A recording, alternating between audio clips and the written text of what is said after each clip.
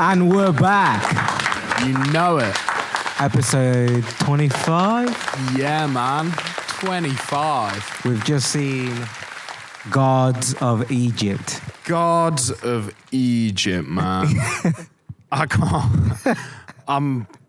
I've got You immediate. were very reluctant to watch it. Right. I'm going to preface this whole thing by saying that the way that we select the films for this podcast stem from a list that I started making a couple of years ago.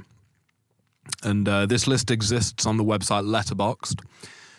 And as I first discovered that website, it was incredible seeing this wide library of films, everything there. And I was learning so much about new directors and new, actors that I loved. It showed their whole filmography and you could go through it in order of when it was released and everything. Yeah. So I was learning a lot. So I figured any film that piqued my interest, I would add to this list. And it quickly grew. This list is it's over 2,000 films. That's a lot of films. So that is kind of the foundation for this whole podcast. And we select these films every week. Martin picks a film from the list, and that's what we go for. That's right, yeah. And Gods of Egypt, directed by Alex, it begins with a P, Alex Proyas, came out in the year 2016. Yeah. It features Nicolaj Coster-Waldau, Gerard Butler, Brenton Thwaites, and Chadwick Boseman, among others. Yeah, that was the God of Wisdom. Yeah. Portraying ancient Egypt. And the kind of a quick overview of the plot would be, we're dealing with gods here, but we're also dealing with a mortal person called Beck, who lives in ancient Egypt, and Beck's lover, Zaya, is murdered. And he basically needs to defeat the god Set with the help of the god Horus to bring his deceased lover back from the afterlife before she goes beyond the veil to a point where she cannot return. That's right. That is the basic premise for the film. This large build-up is required because I'm about to tell you how I felt about this can't film. wait. Well, I think before we get to that... You're very reluctant to watch it. I wasn't reluctant. I just simply understood what I was strapping myself in for. Right, okay. Because I know why this film is on the list. It's because I'm interested in ancient Egypt and the mysticism that comes along with that culture, the gods and how that connects with Greek mythology and Sumerian mythology and all the various different variations of mysticism that existed in the ancient world. So that's why it's on the list. Not many films show ancient Egypt. If you're going to show ancient Egypt, if you're going to show any ancient civilization, you've got to go whole hog with the whole thing. You can't, it can't be... What do you mean? Well, I mean... Whole hog. We don't know much about these civilizations. Mm-hmm. So a large amount of artistic leverage is given to a director that is attempting to take on an Egyptian film, because you have to fill in gaps. You have to paint how you'd imagine it would look, because we don't know how it would look. So every film that's about ancient Egypt or any ancient civilization is very unique, because you have to, if you're going to make like a 2-hour film, it's got to be like detailed, and the world has got to feel like this place that existed, or like you've got to convince the viewer that the world is real, and worth living in. So that's what I mean by a whole hog. Like, you can't do a small budget ancient Egyptian film unless it's set entirely inside a pyramid or something like that. Yeah. Because you have to have these crazy shots of monuments and, because the implication is that they were an advanced civilization. You know, if we're to believe how the pyramids were built, they at least knew how to build some wicked structures. So Right. So then, in your opinion, what did you think of what the film looked like then? the imagination and of the director and the world, I rate. I can get down with it. Like, Yeah, okay. I believe that the ancient Egyptians lived, you know, in a sophisticated manner, compared to, say, the hunter-gatherers of the same era. I believe that they could obviously put structures together. They obviously had a culture of sorts that appreciated archetypes, and even their language is incredibly visual, you know, so you would expect their architecture and their buildings to be fantastic. And I believe that an attempt is made in this film to depict that. That's actually one of the points of the film that I would say is the best thing this film has going for it, is some of the shots without humans in that are just big shots of like landscapes. Pretty cool, you know. You think so? Yeah, to imagine yourself in ancient Egypt. And some of those shots aren't bad, like the establishing shots. What were the bad bits? Go on. Give me some My downvotes. My beef with this. What is your beef? My beef with this film is that, as I say, if you're going to tackle this topic, you need to go in whole hog with it. And this film took a inclination towards the physicality of phenomena. That's my beef. And what I mean by that statement, I'll break that down, Martin. Yeah, because I'm confused. Yeah. What? So inclination means I want to go towards. Right. This film had a want to go towards the physical aspects of ancient Egyptian culture. So, you know, the journey to the afterlife, which is a huge part of ancient Egyptian culture, like the Book of the Dead, the pyramid, the pyramids themselves were built to provide pharaohs a space to reach the afterworld. Really important part of ancient Egyptian their civilization. This film just went with the straight up like person transports to an actual world where like a dog, Anubis, the Anubis god, which is the dog-headed god, walks you along a path.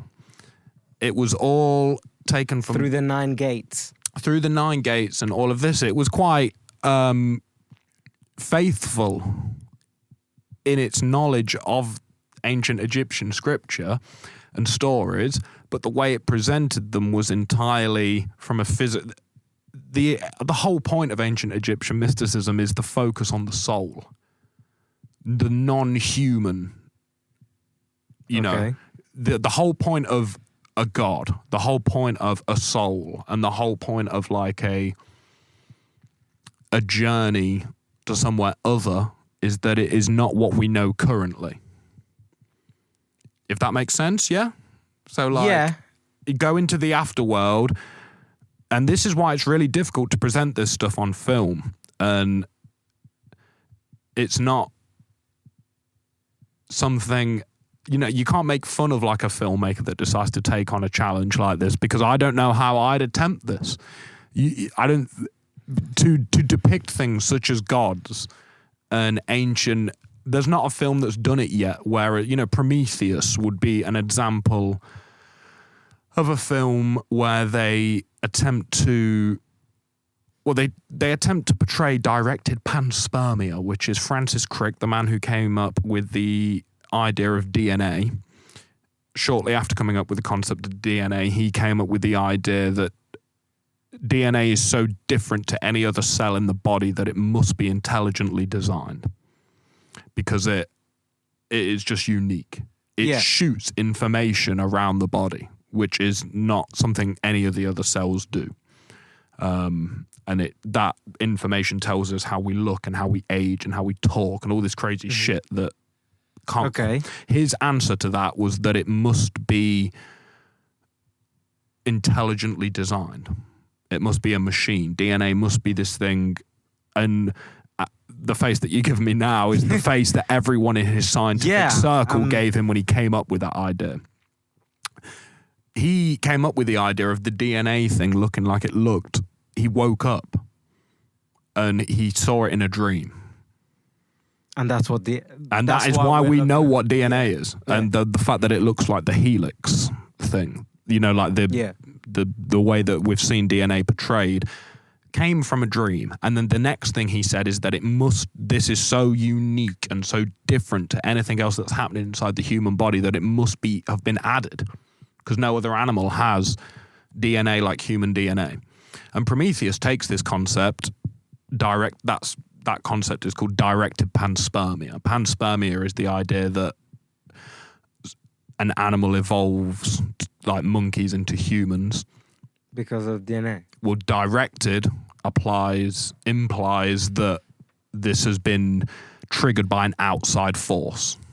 Yeah. Directed panspermia. So Prometheus is basically a film that shows directed panspermia, like a race at the beginning of the film affecting the human DNA. Have you seen Prometheus? Yeah, I have, yeah. One of them's the creators, the architects, sacrifices themselves at the beginning, don't they? In the lake. Yeah, so that triggers directed panspermia, and that triggers the human race. And then that film is humans reverse engineering that process and working out who created them.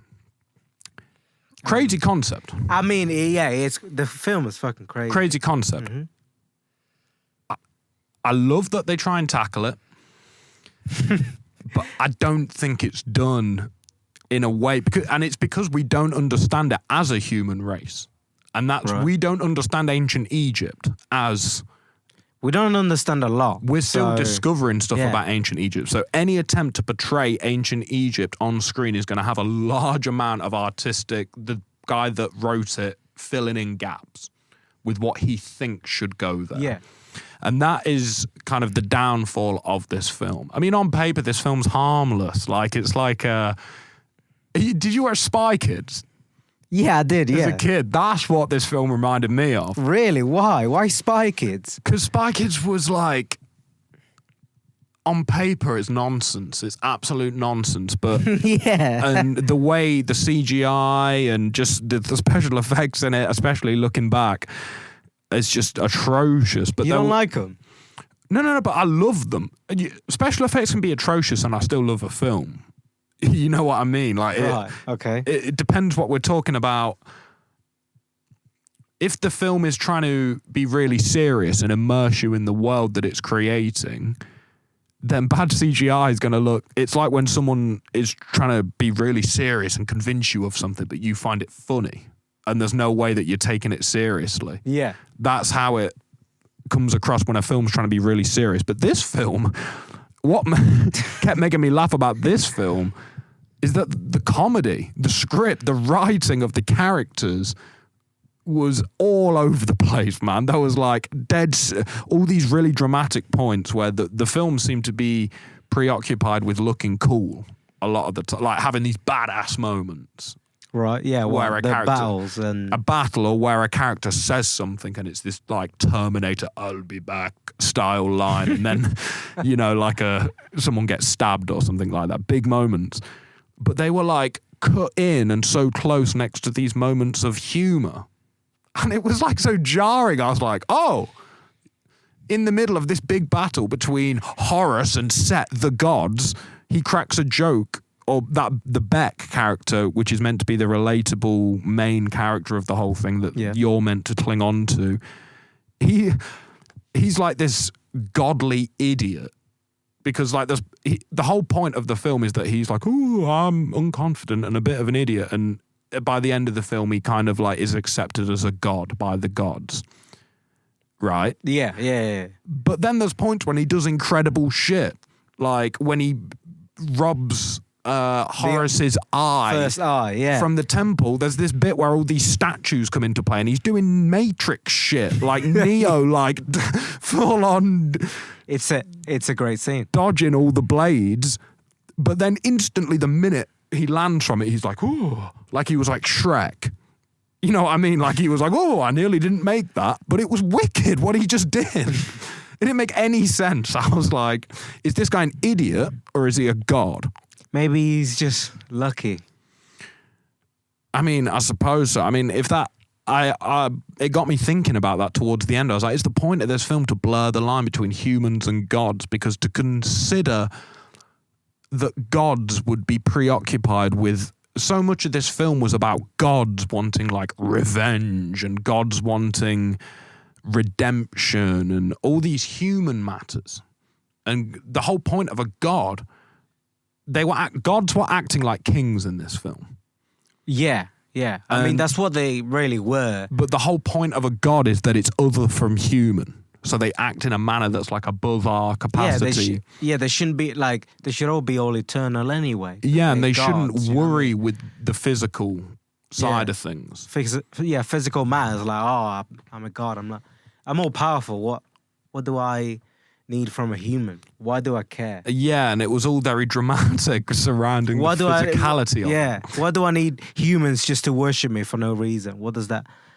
I get it if there was some sort of like... You haven't seen, but like American gods, the more prayers you have for a certain god, the more powerful that god is. So if it was sort of like that, you could sort of be like, oh, okay, cool. That's why he wants so many people to worship him. I mean... But it wasn't. It was more of a like, I'm a almighty God. He will serve me forever. And they can die. So I'm like, what? Yeah, and I've spoke... about this before, I think, on the podcast, but Egyptians had this concept of Ka, K-A. Ka. And the amount of Ka you had corresponded to how you carried on living after you died. So the pharaohs would try and extend their Ka by having the people build huge statues of them. So when they died, the memory lives on. Yeah. And that would be seen as having a large amount of Ka. Yeah. And you're meant to, in your Unlimited amount. Yeah, in your living life, you're meant to try and make the most. So like any popular musician or actor today would be considered to have a large amount of Ka because of how well known they are around the globe. This film, when it came to the afterlife and the judging of one's soul, did correctly kind of say that there's this kind of point where you're asked for an offering. By deities of the other side. But it focused again on the physicality of the whole thing. It was like, oh, you need an actual bracelet or like a gold chain or something to put on the scales. And that's because of the god set. Before it wasn't like that. It was obviously supposed to be like, if you were good, you go into the afterlife. Everyone's invited, like the Osiris said. But then because Set killed Osiris and became the king and then set that rule, everyone has to give gold. So the idea of, I mean, there is, if you read like the Old Testament, the God that is presented in that book compared to the New Testament is known as the jealous God. The God of the Old Testament seems incredibly preoccupied with people not worshipping other gods. You must only worship me. Yeah. And if the humans do something that doesn't correspond with what he told them to do, he comes down and burns one of them or like something crazy like that. Yeah. Whereas in the New Testament, God's kind of this thing that people talk about and he doesn't come down and tell people off sort of thing. So the idea of God's dealing with human affairs and human emotions and being jealous and succumbing to base emotions like that isn't something that instantly makes me be like, this is a bad film or something like that. I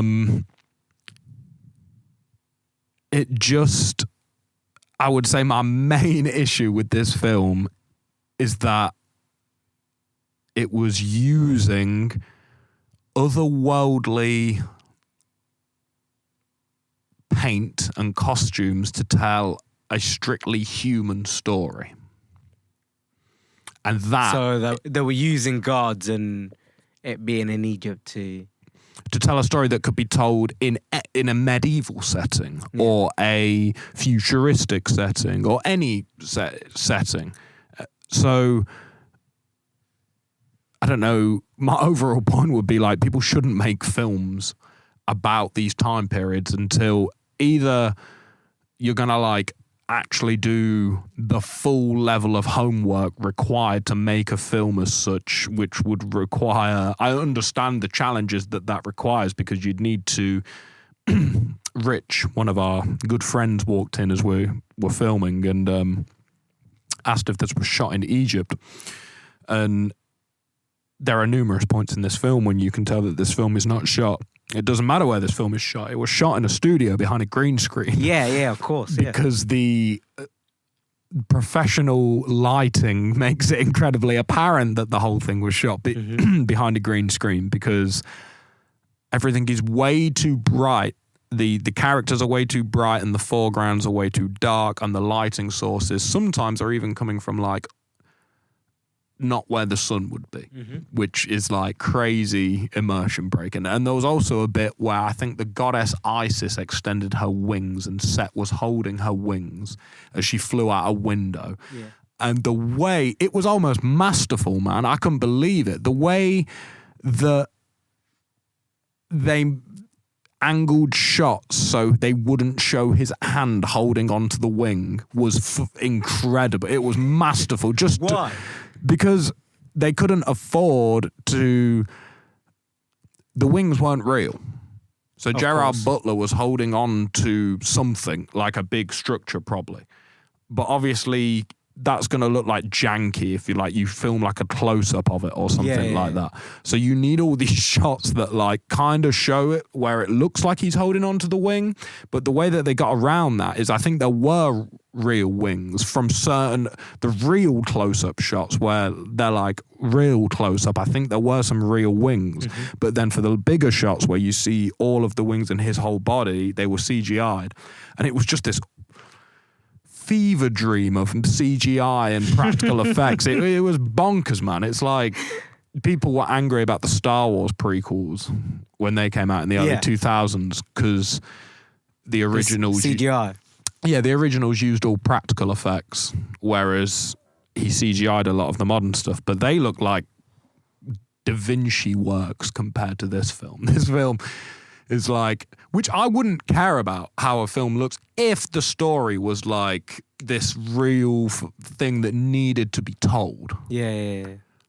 But it's not. It's a story that could be told in any time setting. So then that leads me to why the hell is this in ancient Egypt, and why are you concerned in Horus and Set and Osiris and all these names and all of that? Look, who knows why he wanted to do that?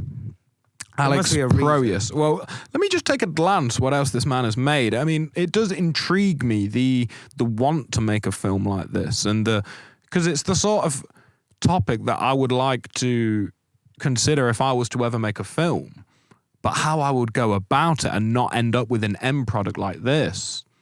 Now that's difficult. See, this dude made iRobot. Okay. You seen iRobot? Yeah. It's not a bad film. I like iRobot. Who we got? Who is it? It's Big Brogan Finnegan coming into the room. Look at him trying to sneak in like no one knows. No one knows. He also made a film called Dark City. What's wrong with iRobot? I like iRobot. That's what I mean. When you probably watching my reactions to watching this film and thinking, oh God, he hates this film, or I don't think you hate it, just don't, or whatever. You didn't enjoy it very much. You could see. Well, I paid attention to it, and as you know, I reeled off the story at the beginning. I understood what the film was about and everything like that. But there was just some irredeemable qualities that I've said that it looked bad, but I don't care about it looking bad if the story that it's telling is important, but the story it was telling wasn't important and could have been told in any setting. Mm-hmm. So why the hell did it need to be in this really difficult to create environment where everything needed to look bad? Because it's like snake eating its own tail. Man. You need a preface. So this is like... Yeah, but he could have pricked 1920s New York and the film wouldn't have looked that dog shit. You know what I mean? What I mean is, you need a preference for filmmakers to go from. Like, now they know that the story that this guy did, it's not the way to go. He made iRobot, and iRobot looks great. You know, iRobot... What happened? iRobot was one of the first films ever to be put onto Blu-ray. What do you think happened then? No, I didn't know that. Well, it's not about what happened.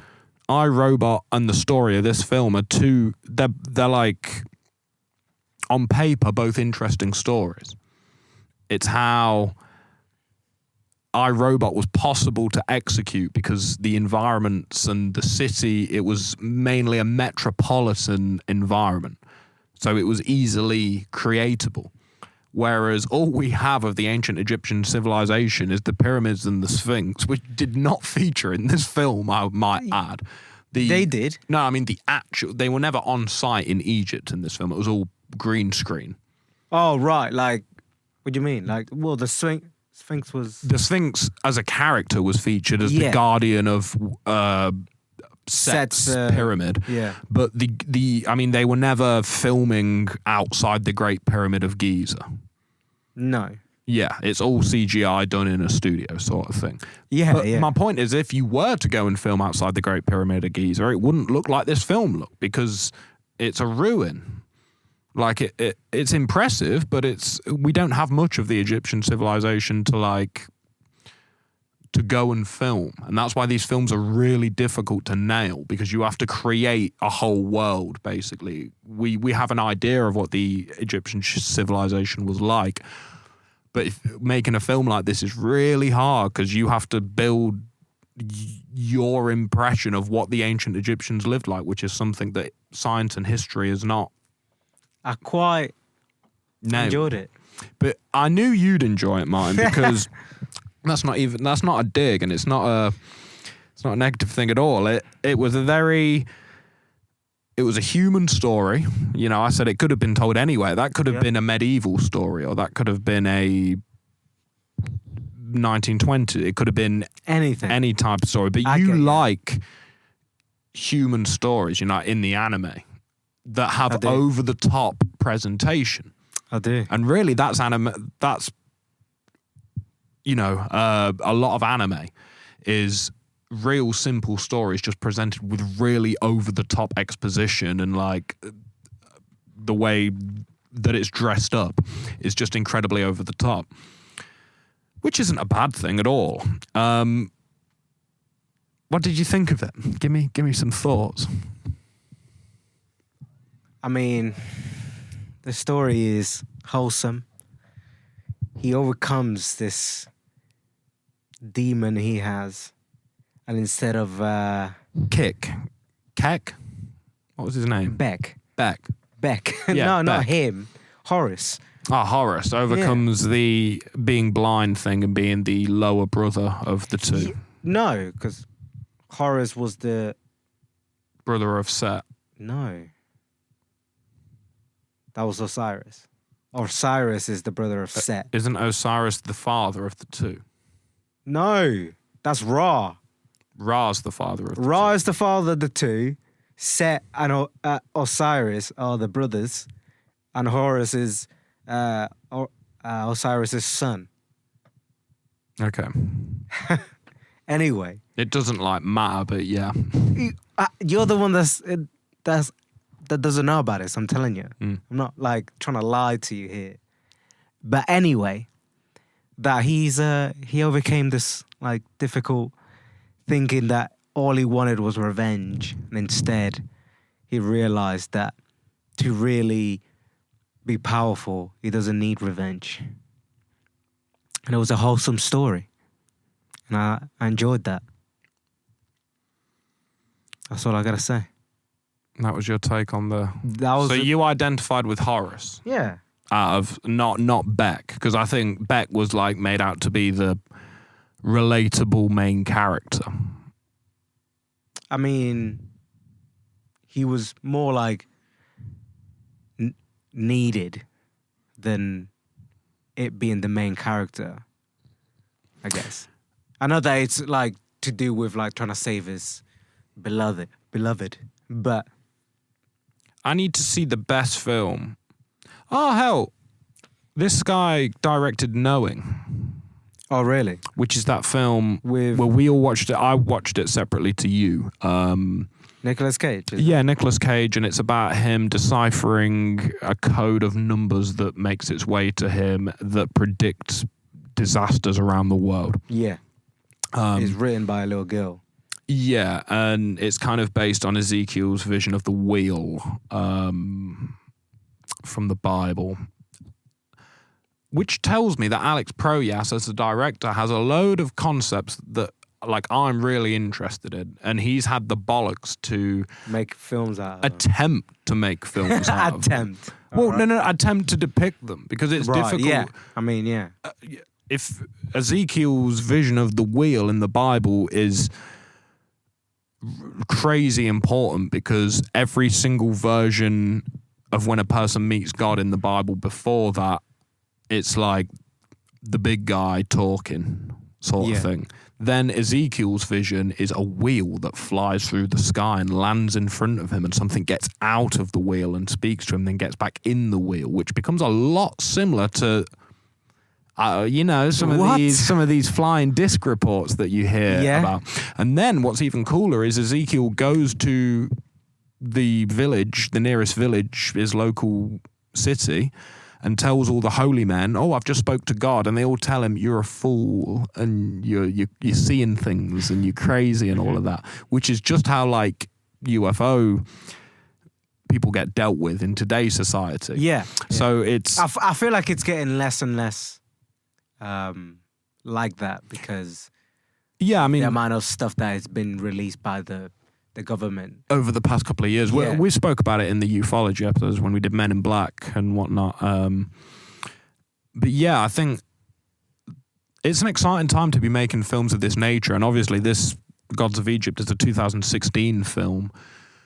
So it's a few years ago, maybe before some of these recent sightings have been out in the media. But it's an exciting time to be making films of this nature, because we as a race are actually discovering more and more about this topic, which allows us to make more creative films about these ideas. Of course, and stuff like that. So I would never write a director as Alex Proyas off based upon these films that he's made, because I'm actually like well excited about the concepts that he makes films about. It's just the way that they come out that leaves something to be desired, let's say.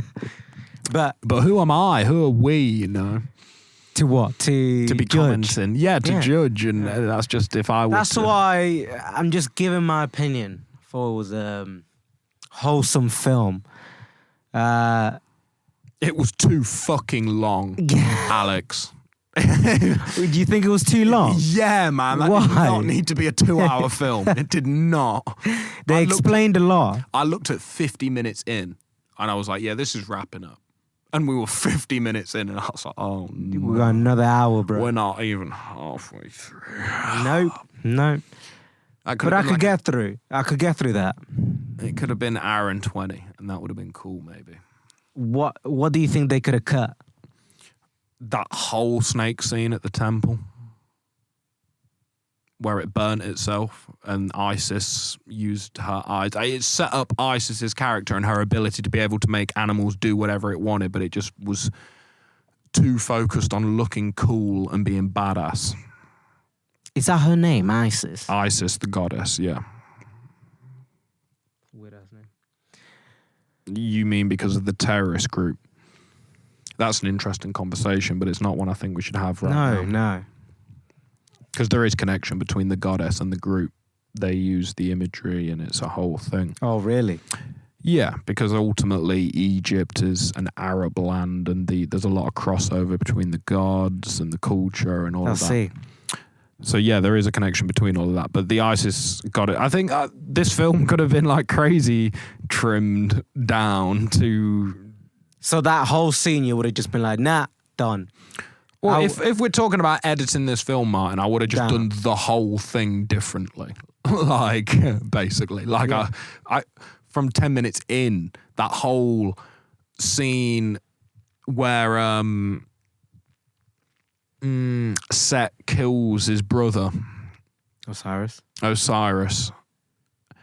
The way that whole thing was presented just made me ill.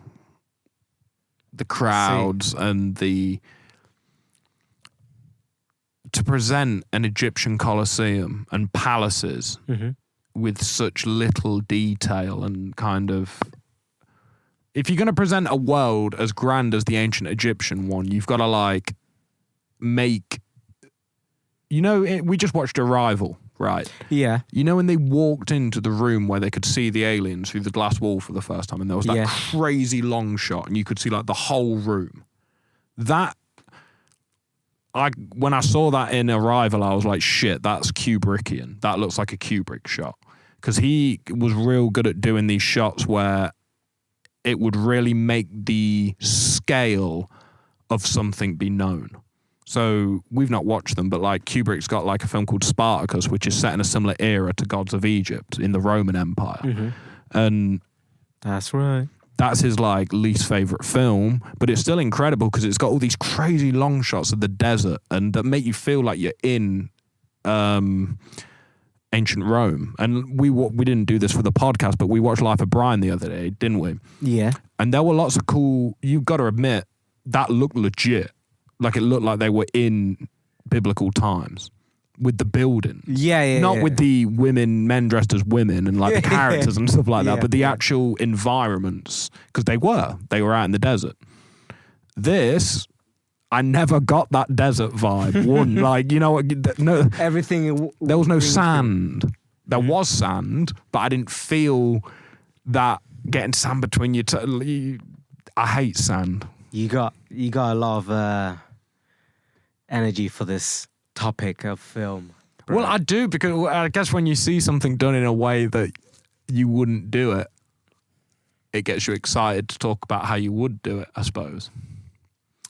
Yeah, but then it just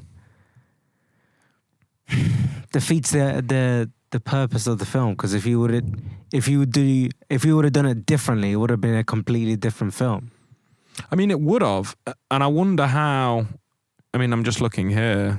I knew this film, not that this matters and not that this affects how I see a film.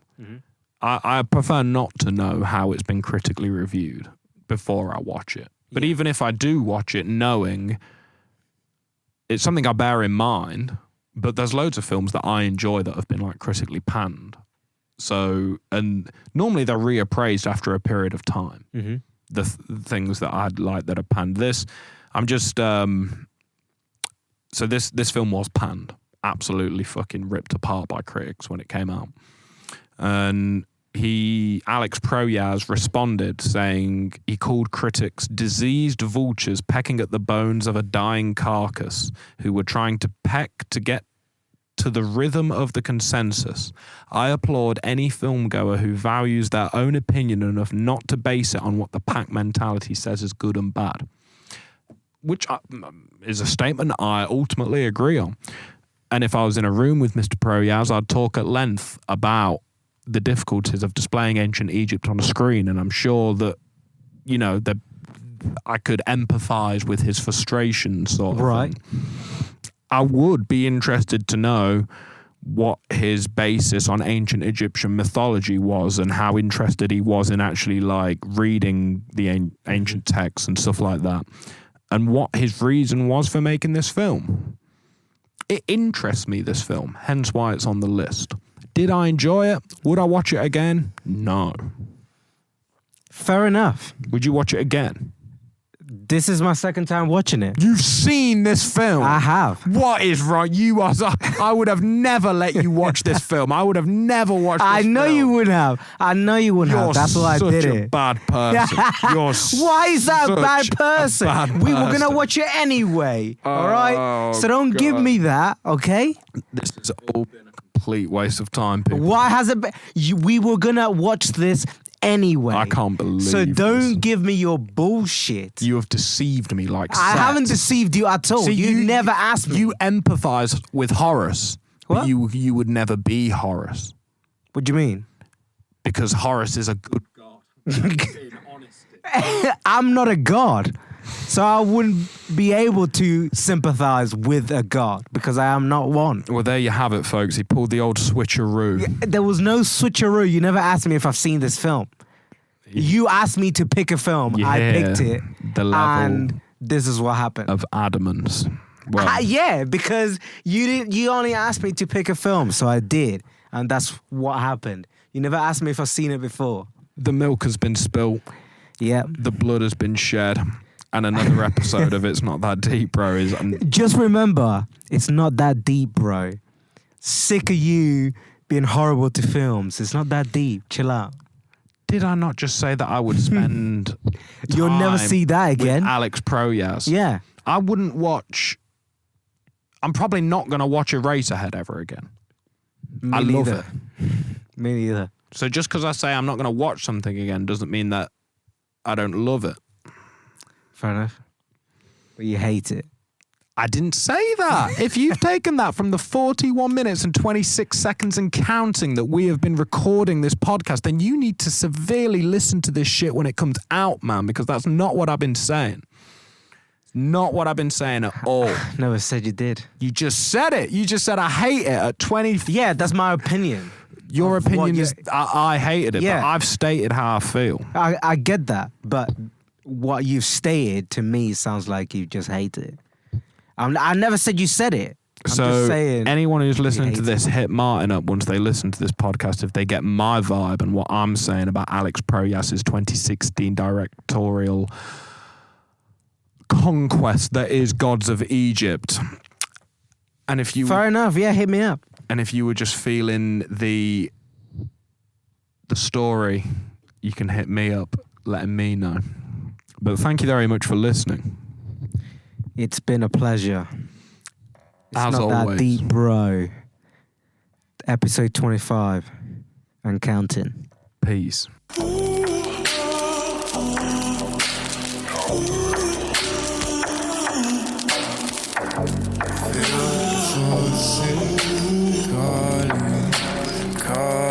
I can feel the voices when they're calling me.